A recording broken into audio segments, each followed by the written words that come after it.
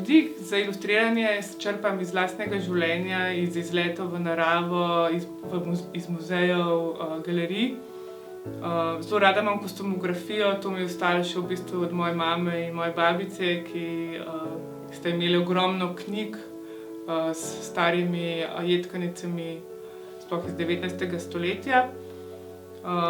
Uporabljam mešano tehniko, to je v bistvu tempera, gvaš, akvarel, zelo velika tudi pastel. To je zelo v bistvu tehnika, ki jo je uporabljala moja mama Marija Lucija. Pri ilustriranju se držim v bistvu pravila manj je več, to je čim manj barv.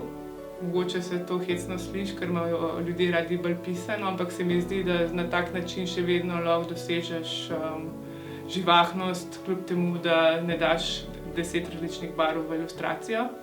Seveda pri taki knjigi ne moremo mimo rjave.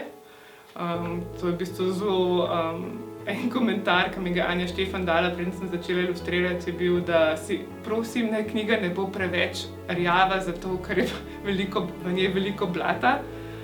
Knjiga je še vedno zelo rjava, ampak sem to rešila ravno s to živo rdečo in modro in se mi zdi, da končni rezultat ne izpade tako blaten, kot bi lahko bil.